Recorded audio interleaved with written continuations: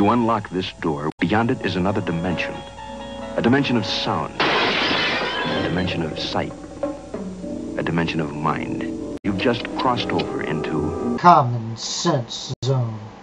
If you measured everything I've ever said, every vote I've ever taken against the Constitution, you know, I'm a strict constitutionalist. So I'm making this video primarily to expose a little bit of what I say is the hypocrisy behind Ron Paul. If you're a supporter of Ron Paul and you're open-minded, which I was until yesterday, and I posted a video and I had a lot of Ron Paulites, like you have Obamanites, well there are Ron Paulites, I believe, out there, because they don't take reason or sense, or, I mean, you say something bad against their Messiah, and they're all over you. So I've basically taken a little bit of his clips, and I will right at this moment, you heard Ron Paul come out and say he's a strict constitutionalist. Well, I am too. I may not be in Congress, but I could be. I'm just not there because I'm not going to deal with that stupidity. James Madison, one of the main architects of our Constitution, in Federalist Paper 45, if you don't believe me, read it yourself. You need to read these papers, folks, if you want to debate the Constitution at all, because the letters back and forth are what created our Constitution. It was a discussion of what they were going to put in it, and you understood what they were meaning when they wrote the Constitution. And James Madison states, the powers delegated by the proposed Constitution to the federal government are few and defined. Few and defined, okay? He breaks it down farther. Those which are to remain in the state governments are numerous and indefinite. The former will be exercised principally on external objects as war, peace, negotiation, and foreign commerce. That's it. With which last, the power of taxation will for the most part be connected. So they were going to connect taxes for external objects, war, peace, negotiation, foreign commerce, period. The states had the rest of the power. The powers reserved to the several states will extend to all the objects which, in the ordinary course of affairs, concern the lives, liberties, and properties of the people and the internal order, improvement, and prosperity of this state. So with that said, and knowing that he's a strict constitutionalist, let me continue his little discussions. you suggest the Republicans should write me off because I'm a strict constitutionalist? I'm the most conservative member here. I have voted, against more spending and waste in government than anybody else. So you're suggesting that I'm not electable and the Republicans don't want me because I'm a strict fiscal conservative?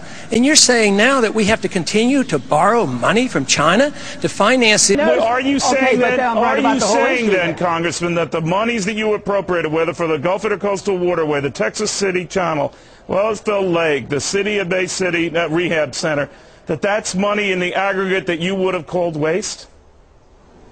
It's the kind I don't vote for because I don't think the federal government should be doing it. But so to clarify, the money from the stimulus package was money loaned to us from people buying our treasury bonds to fund the deficit, which were the Chinese people.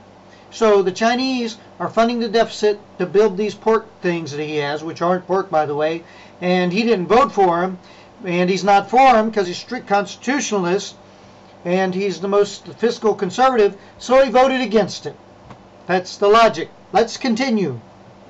Since voting against the earmarks, won't do any good. Now, as far as making the request, you're absolutely right. I vote against them all, so I've never voted for an earmark. Now, if it's wasteful, that's a different story, and most of them are, and that's why I vote against the bill. So, because I vote against all of them. But to make the request, it's sort of like you coming and asking, for your Social Security check. I don't like the system, and I want to change it, but I don't deny your access to your representative. So let's say if I'm a strict anti-child molestation guy, and I'm in, I don't even know where it's legal, Thailand, I think, and I'm against it, but hey, it's legal in Thailand at the time, so I'm going to have some 11-year-old girls while I'm there, but I'm against it. That's kind of what you just said, you idiot. You can't say I voted for an earmark. Congressman, the rap is that you're a porker. That a lot of pork, 73 million plus, went to your district. Is that true? Well, it might be. Now wait a minute, people. I thought Ron Paul was a straight shooter. Now, if I remember correctly, the earmarks are placed in the bills through the representatives. What does he mean might be? So are you either lying to us or are you insane and you don't even know what you put in the bill? That's kind of where that one left me. I've never voted for an earmark. I voted against all appropriation bills. So this whole thing about earmarks is totally misunderstood.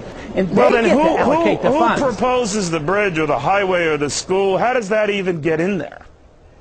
I have no idea, but... No idea? But the most important thing is to have transparency. Okay, now this transparency thing is driving me nuts. Transparency means just as long as you let everybody know what you're doing, it's okay. So let's say I'm riding on my lawnmower this summer and it breaks. My neighbor has 2 of them. So transparency works like this. I go knock on my neighbor's door. I say, my lawnmower just broke. You have 2. I need 1. I'm going to take it. And I take the lawnmower. No. Because he's got to agree to it. Just like we've got to agree that you're going to spend the money on those stupid earmarks and we don't want them. Because, you know, you champion and rail against government waste. And I know you rejected and voted against this package. But yet your constituents are going to benefit to the tune of more than $73 million in various projects from this package. So it's kind of like you're having your cake and eating it too. It's like a tax credit.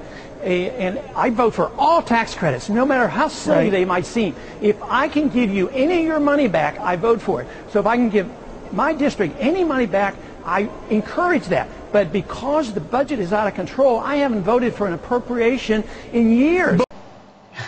So he's just going after his pieces of the pie, and that's okay. But the other pieces of the pie aren't necessarily okay. But then again, his aren't, because he's not voting on them. So he hasn't voted for them in years. What the hell is he doing in D.C.? If you cut off all the earmarks, it would be 1% of the budget. But if you vote against all the earmarks, you don't cut 1 penny. That's the Ron Paul new math, but okay. But if they're going to allot the money, I have a responsibility to represent my people. If they say, hey, look, put in a highway for the district, I put it in. I put in all their requests because I'm their representatives. And well, they then get to allocate the funds. Who proposes the bridge or the highway or the school? How does that even get in there? I have no idea, but if they say, hey, look, put in a highway for the district, I put it in. How does that even get in there? I have no idea, but I put it in. So you don't think their requests are waste? You don't think their requests are waste?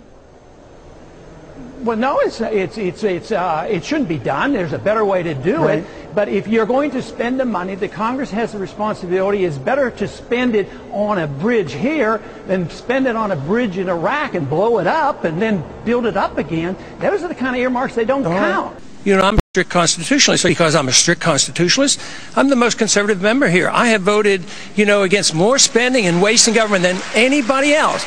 Now, according to your convoluted logic, you voted against every bill that's come. You said it. No wonder why you vote against more than anybody else, because you never vote for one. Yet, you put them in the bill. Tell you what, I've voted for less pork than anybody in Congress because I'm not in Congress. But you know what? It doesn't give me any clout whatsoever to say that. Now, if you want to continue to follow Ron Paul, you can. I'll admit, he's better than a lot of them out there, but the guy's a fraud, just like the rest of them. There are white folks, and then there are ignorant motherfuckers like you. I'm Barack Obama, and I approve this message.